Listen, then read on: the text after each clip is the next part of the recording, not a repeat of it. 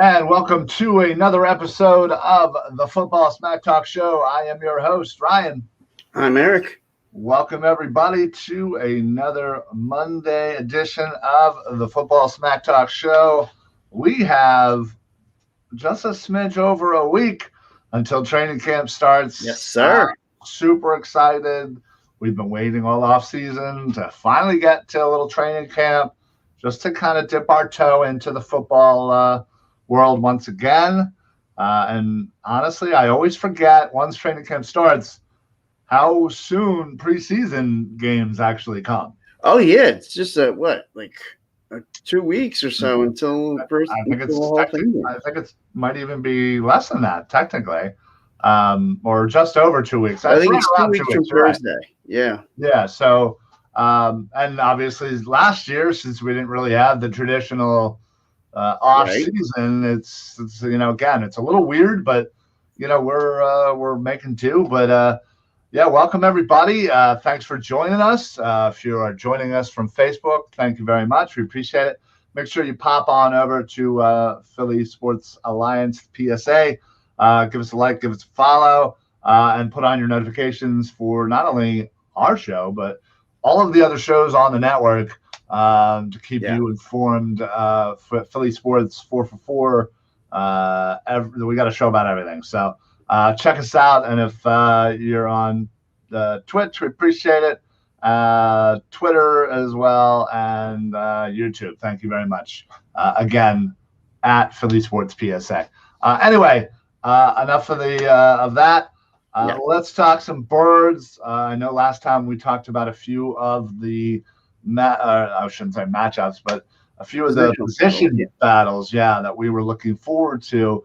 And what's, I guess, on the opposite, what's one that you're a little scared to kind of find out what we have, or maybe better question, what we don't have in a specific position or position group? Sure. I think the easy answer is the cornerback 2 battle, figuring out that we don't actually have a CB2 on the roster. I'm a little scared of that. I think that's maybe the easy answer. Sure. A little softball up to you. I'll tell you, I'm also a little concerned. I think there's a lot of talent in this receiver group. I don't know how many are, ready for prime time. I'll feel a lot more at ease if I see that Devontae Smith is really, taken to the playbook very well. Yeah. Like how well he's doing at the route tree. Like if he's a fast learner, like really we don't know much about him. I mean, I watched some Alabama games, but but we don't unless it's otherwise we're not getting a lot of Alabama games up here. You're right.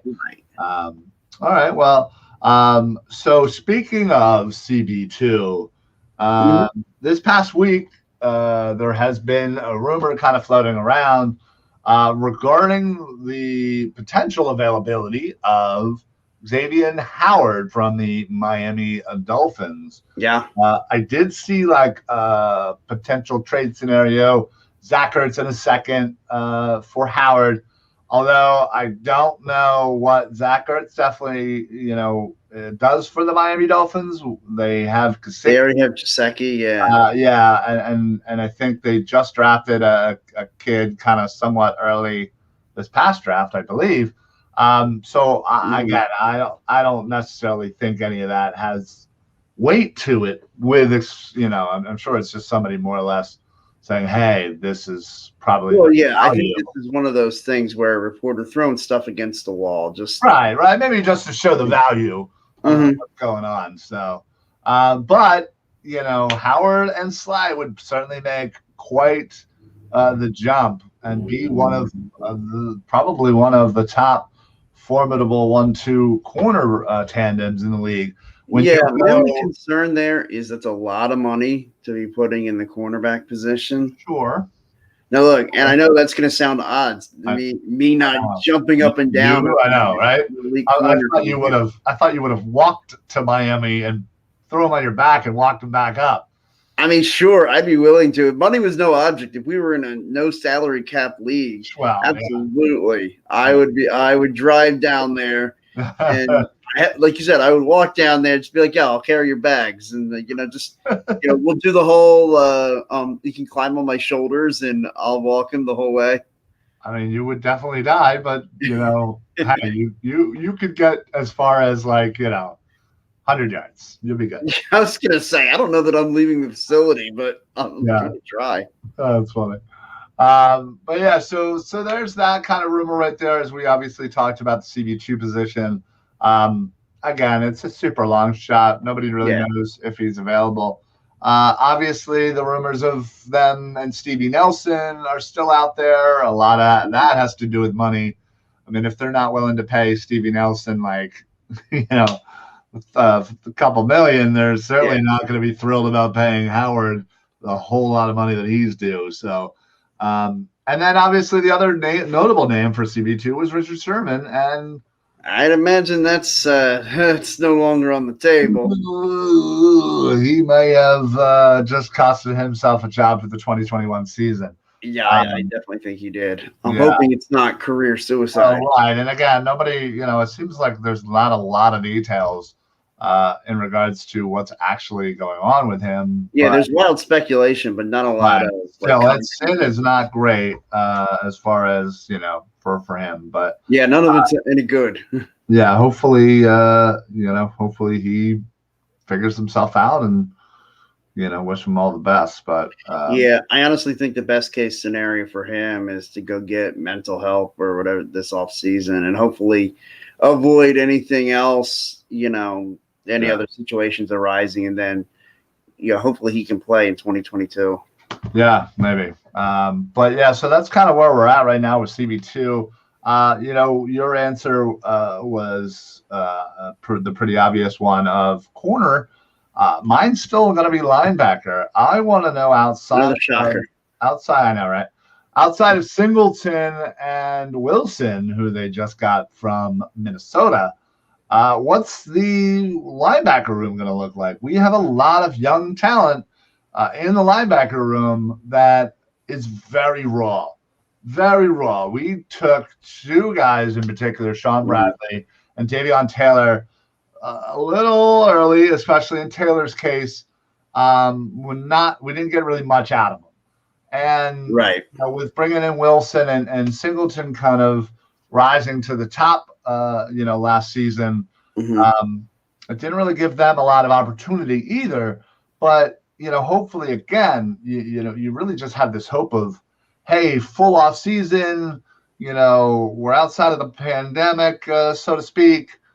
Hopefully things can go back to a slight normal, and you get a whole year of kind of learning, and hopefully that raw power or that raw talent can kind of show out and be able to be put onto the field. So I'm a little scared about what we have in Taylor, in Bradley specifically, because I've been barking up that tree for since they drafted him. Like, hey, listen, this is going to be a while. This is going to be a slow process. So we're probably not going to get much out of them this year. Sure enough, we didn't. Flashes here, not much. But I'm hoping that after this offseason and after the preseason comes to the regular season, that they can play somewhat meaningful minutes, not being in the same situation they were last year where, oh, hey, you guys are cool and all, but we have these other guys, and unless they get hurt, which obviously everyone did, we won't really be playing you at all. So I'm a little worried that they might be back in that for another year, and that would concern me. Yeah, because at some point you want to find out what you've got there. Yeah. And this time around, we're going to have some preseason games where you're going to at least get to see them at live speed, as opposed to practice in such a controlled environment. Right. You want to see how they handle in an uncontrolled environment, such as a preseason game. Right. Where you're going against, I understand you're going to be going against some of the lower level competition, but still they're on an NFL roster too. Everybody there's fighting for. I think you see some interesting battles in the fourth quarters of preseason games When you see those guys that are just fighting for roster spots, trying to do stuff to stand out, I want to see how these guys react when it's like they got to realize their career is on the line. That sink or swim mentality. I want to see how guys respond to that. And so, like those are two guys that you just named that I want to see them in these preseason games get a lot of meaningful minutes because they could be counted on in the regular season. And I'm hoping that, there's not that I ever would hope for a player to struggle, but if there are struggles in the linebacking room, that they decide, you know what, let's give, Bradley a shot. Let's give these guys opportunities, whereas maybe last year they would have been a bit more hesitant and just waiting for, like you said, an injury to pop up before they get a chance. Yeah, absolutely. And I haven't posted it yet, but if anybody who follows the Philly Sports Alliance on Facebook, you can kind of see that we're ramping up, putting some nice daily content out there, whether it's breaking news or just kind of stuff, we think that the people might like. I haven't posted it yet, but there's a really nice quote that Sean Bradley had. I believe it was last week. Just showing how excited he is for the season, and you can really kind of get that sense from this interview that man, he's all in. He's super excited to kind of see how this year shakes out, and I think he again, he has the talent. I just think he's got to kind of bring it all together and could potentially, along with Davion Taylor, maybe make an impact on this team. And that's really all you can ask for at this point, especially for the linebackers. Sure. And like you said, that's never been a position they've invested a whole lot in. I was really hoping with the new coaching staff, we were going to see some changes in that. I definitely know you were hoping for that. Yeah, well, I sure was. But, again, I think this being Nick Sirianni's first draft, I didn't think they were really going to kind of let him take the reins or anything, or at least be, I need linebackers. So I wasn't expecting. I could just see the defensive coordinator walking in there all right, where are my linebackers? Right. And, Singleton walks up and he goes, no, seriously, where are my linebackers? That's messed up. How you gonna do them like that?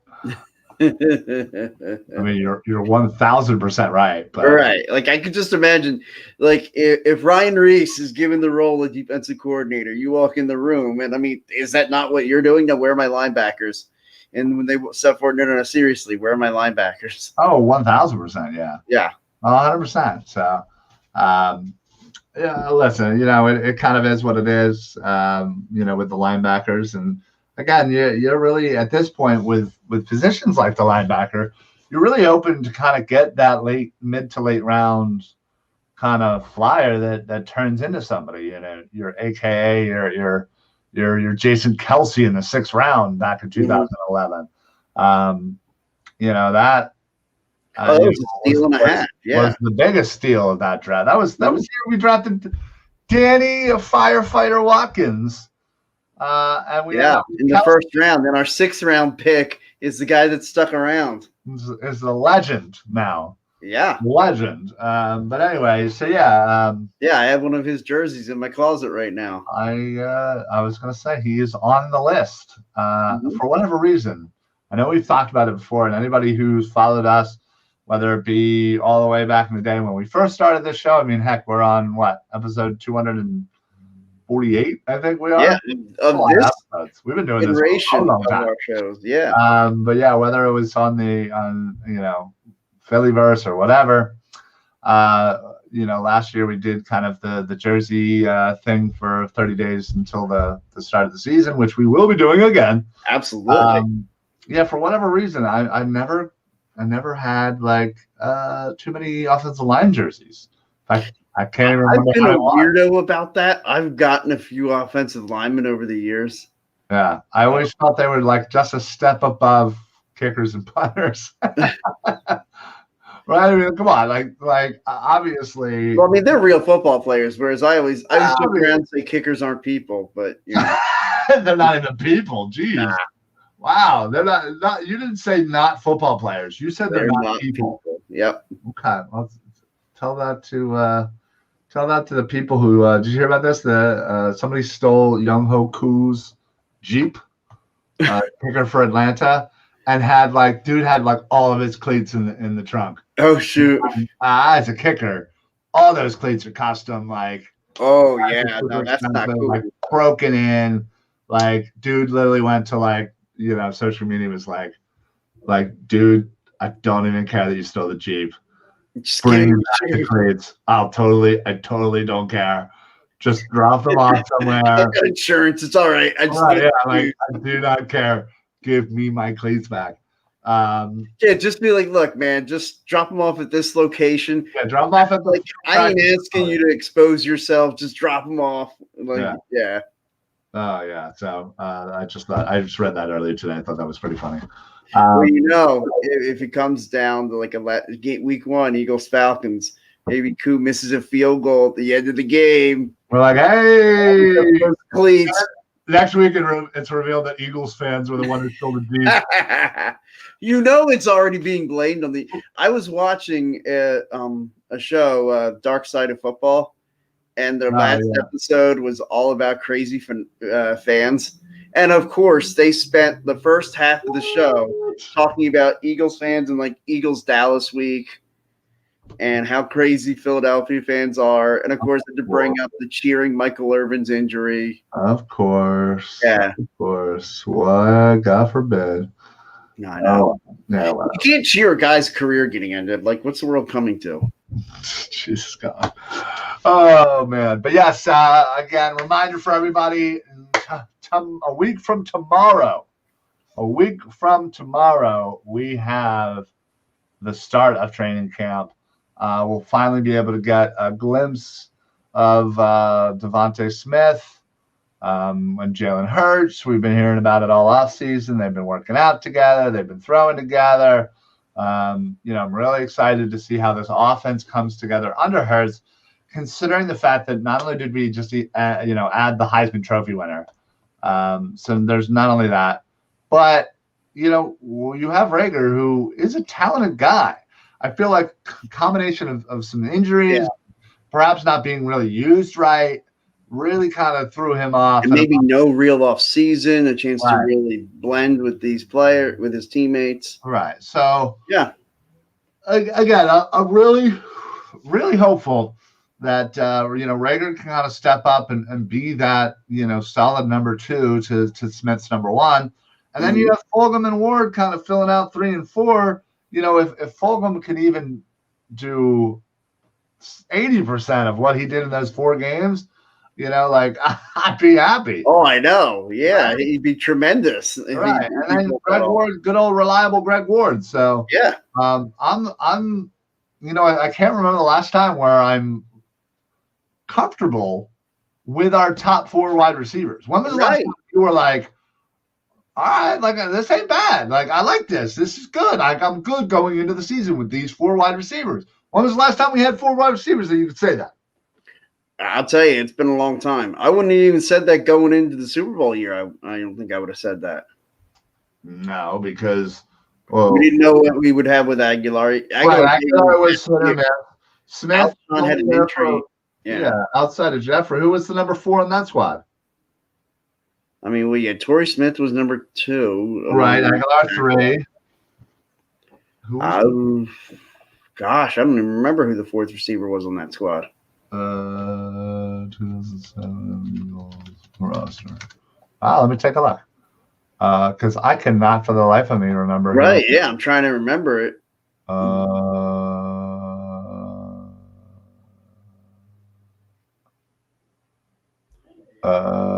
Riveting stuff right here. Yeah, I know. Okay, well, that's the starters. That's not fucking helping me. But I think your point's taken. This is a really deep receiving group that we have here, and if you get Reagor to just progress, and I think we will see progress out of Reagor. I still like Jalen Reagor. Marcus Johnson. I don't even know who in the Super Bowl. I'm only showing 4 active members of the wide receivers. And Marcus Johnson was the other one?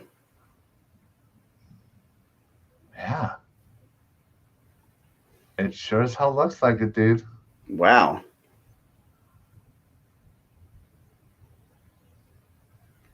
Well, I mean, yes, I gotta believe if we go 4 deep, 1 through 4. I mean, if we just did that, Alshon Jeffrey versus who would you say is number 1 right now on the depth chart? Right now, I mean, you can't put Smith as the number 1, can you? Without anything, right? Can you? I guess, is it Fulgham? Is it Ward? I mean, Ward's, I think, the most established of the. Hey, what's going on, Andrew? What's going on, pal? Andrew has looks like his comment doubled up for some reason. And is this going to be like super big? Yeah, well, whatever. Who cares? Yeah. As a big Eagles fan, the Eagles will win the NFC East in 2021. That's right. I remember Andrew. Andrew is the most optimistic person in the world. I wish I was more like Andrew, but sadly, I am not that. I'm not that positive. With all of the new coaching staff, Jalen Hurts and Devontae Smith going undefeated and win Super Bowl. What was that? 56. Yeah. For their second Super Bowl title in the Eagles franchise history and the NFL history. Let's go Eagles. Jalen Hurts, Devontae Smith. Eagles Super Bowl champions. Jalen Hurts. And the Super Bowl MVP. Fly Eagles fly. Okay. Like I said, Andrew is nothing but a ball of energy and positivity. I wish I could have just like a fraction of that positivity in me. Listen, I am hopeful. But what's the old phrase? It's the hope that kills you. Wow, that's the complete anti-Andrew thing. Listen, it's 100% true, is it not? That's the reason why we get crushed every year. Is we talk, most of us, not everybody, but most of us talk ourselves into being a lot better than when we are. Our expectations for our teams are always higher than what they really should be. Okay. Very few people have that ability to rein it in, not be a homer, whether it even be a smidge or a whole lot, and be realistic as possible and try to be like, you know what? Obviously there's that opposite where they're like, the Eagles stink. They're going to be like 3-0 or 3-72. Obviously, but I would say a large majority of Eagles fans and Philly sports fans in general kind of put our teams a little bit higher than where we should, and we're hopeful. Hey, maybe the Sixers can go to the NBA Finals, win the NBA Finals. Hey, well, what happened? Still too soon. We were hopeful, and we got crushed. It's the hope that kills you. Every year, the Eagles, we're going, we're winning the division. We're going to be 10-6. Well, now 10-7, 11 wins, 12 wins, yada, yada, yada, yada, yada. And what happens? We end up winning 4 wins. 4 wins. And we were hopeful that they would compete. And we thought that, hey, you know what? We got this division title. Everybody else stinks in our division. I'm hopeful we can for how much we stink. Yeah, I'm hopeful we'll get to the playoffs. 4 wins. It's the hope that kills you. Well, gee, I'm going to feel a lot better after this broadcast. Man, you just give me a whole outlook on life. I'm trying to bring everybody down to my level. So I like to think that I can most of the time be realistic with my expectations. Now, what normally happens is once I start to think that this team is good, the expectations go through the roof. Sure. Like right now, I have very low expectations for this year. Right, but hold on. But you have hope somewhere in there. Well, let me finish. You have hope in there. You have hope that by watching a couple of weeks of training camp and or seeing a preseason game, somewhere in your brain, you're hopeful, and you will convince yourself to give them a couple extra wins on your prediction and be like, I thought they were gonna win 6. You watch them a couple. Hey, that's Devontae Smith, Jalen Hurts. Hey, they're gonna win 8 games this year. I think they're gonna win 8 games and win the division. Woo! Because 8 and 9 might win you this division. Just do it. But I mean, tell me I'm wrong. Don't give me anything. Say yes or no. Am I right or am I wrong? No, you're right about that. Exactly. Thank you. That's all I needed to hear. And all right, folks. See ya. All right, guys. You got me for the rest of the broadcast. No, I'll tell you what. Like I've always this year, I feel like it's very unique in the sense that like I'm looking at this strictly. I want to just get answers. That's how you judge this season as a success, in my mind. Is do you answer the question of is Jalen Hurts the guy? 100%. And if you answer that in this season, regardless of what that answer is, I think it's a successful season. Yeah, no, I am in full agreement. And I think we've been saying this for a long time is the record this year, while it does matter, obviously. Sure, obviously. It really doesn't, because if we're all going to be realistic with each other and kind of, be I don't know what the word is, but if lower our expectations, I think we can assume that we're not winning the Super Bowl this year, right? Yeah. Okay. I can assume that most likely we won't make the playoffs, right? Right. Most likely. Now, I'm not saying it's out of the realm. Playoffs and not actually be what I would call a playoff team, and that being by right division, division. Making the playoffs does honestly, unless for some reason we go on a miracle run again and win the Super Bowl, making the playoffs really doesn't do much for us. In fact, it probably hurts us a little bit more than it does anything. Although you can argue, I would argue that one, you got to get in order to have a chance. Right, yeah, but again, the playoff experience and all that. I'm more I would love to see Jalen Hurts getting some playoff experience. Right, yes, I would. Again, I wouldn't be mad at it. But again, if all you're going to do is just lose, Well, and I can't wait for Jalen Hurts with a year and 4 games under his belt has more playoff appearances than Carson Wentz. or played in the playoffs more than exactly. I can't wait for that one too.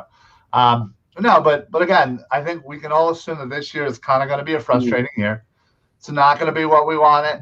We may suck real bad. It's possible. Hey, we could shock the world and be halfway decent. Whatever. That's fine. That's great. Then we know our answer.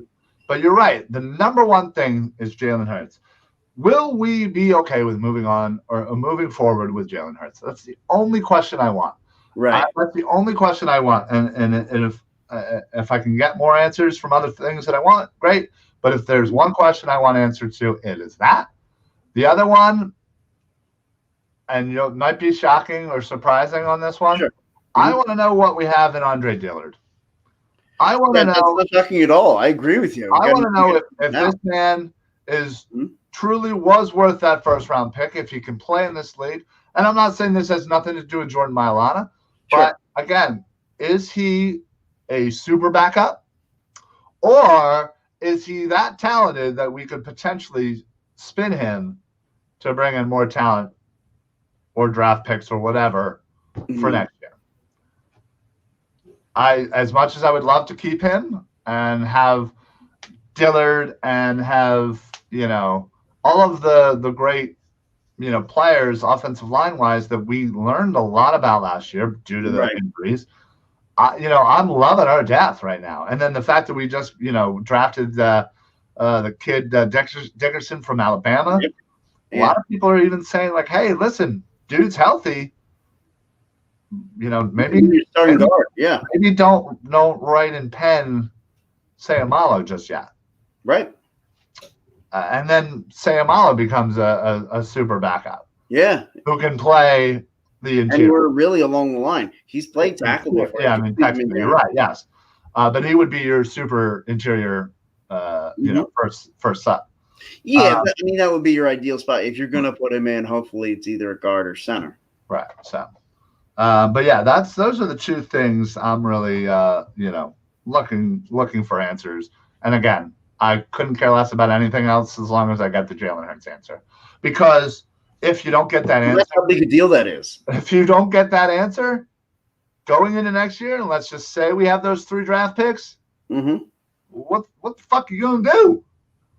You're gonna have to basically make an educated guess or decide one way or the other without knowing for sure whether or not you have a potential stud in Hurts and you trade him, or you think, I got the future right here, and he sucks ass.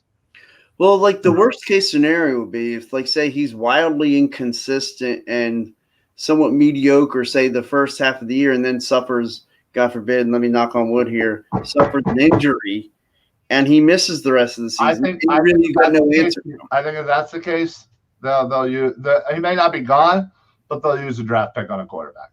Yeah, I truly believe that, and that's the thing. Is there a scenario, like we talk about if the question's answered?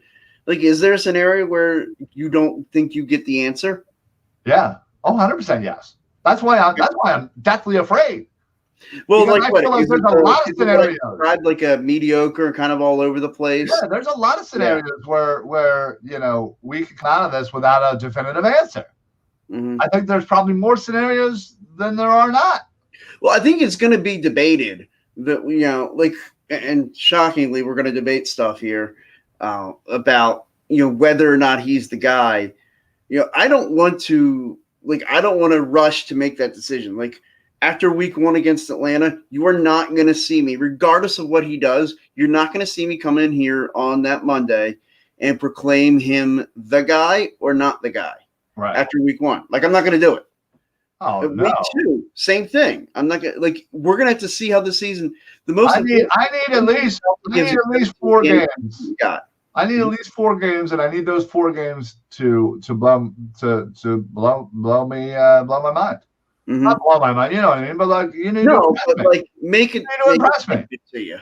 Right, you need to impress me. So if that's not the case, I'm not saying that's not the definitive, but then you got to go the next 4. Then you got to go to the next 4, and you got to impress me. Mm-hmm. Keep trying. So listen. If he can give you if he gives you a month of just solid football, that's something I can build on. That's something I can say, even if he then has some struggles, let's get back to what was making him a success. Yeah, absolutely. And some of that's going to be they're going to have to figure out what the kind of formula works for Jalen Hurts. Is it, giving him the freedom to call stuff at the line? Is it running a lot of max protection routes where you're only running out there 1 or 2 receivers and everybody else is blocking? Right. Is it in most cases, it's a balanced offense of steady bounds of run to pass. And, does he want to run things like a read option, just to name something? Right. Are you mixing that in? Is that part of your base offense? Does he do, how well does he handle being under center? Because I hate it when they try to pigeonhole quarterbacks and say, run everything out of the shotgun. And I know it's become more of a shotgun league, but a quarterback that can process the information while being at the line of scrimmage and under center, and then can still process it out of shotgun. You've got to be able to do both to have balance on your offense. Yeah. And seeing Jalen do that, that's going to be, those are the things we need to see from our franchise quarterback. Yeah. 100%. 100%. So, and we'll yeah. I'm sorry. Go ahead. You know what I'm saying? And then getting the completion percentage up. Sure. Yeah. Exactly. I want to see improvement. I just want to see improvement. Yeah. We need growth. Let's go with that first, and we'll take it from there. But all right, folks. Well, we are just about out of time. Wanted to thank everybody who checked in the show. Thanks, Andrew, for your positivity. Yeah, absolutely, Andrew. Always love the positivity. Please make sure that if you haven't already, please make sure you go and follow, like, share us not only on Facebook at Philly Sports Alliance, but we're also on Twitter. We're on YouTube, Instagram at Philly Sports PSA. So give us a follow there as well. Shoot us a tweet, whatever. Hit us up. But yeah, don't forget, we do have a full bevy of shows. Check that out right here. Obviously, our show starting off the week of shows. Later tonight, I think they're a little behind, but the Diamond Club podcast, the Phillies podcast, will be going on. Tomorrow, the Philly Broadcast, a 4for4 show.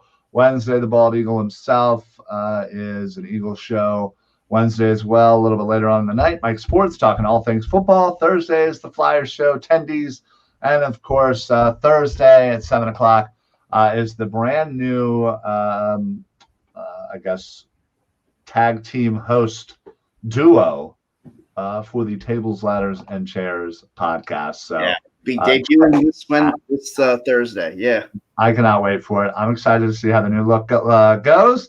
So please show your love and support. Well, this is honestly how we work by not only just sharing everything and showing your friends and whatnot, but even just interacting with us. We're all Philly sports people. We all love the Birds, especially us two here, and the whole Philly Sports Alliance. We love all 4-4, or I should say 5-for-5.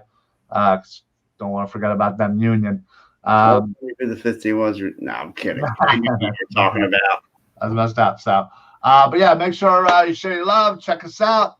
And yeah, hey, listen, if you're out there and you like what we're doing and maybe you want to do it, believe me, you're talking to two people who do not know anything about technology.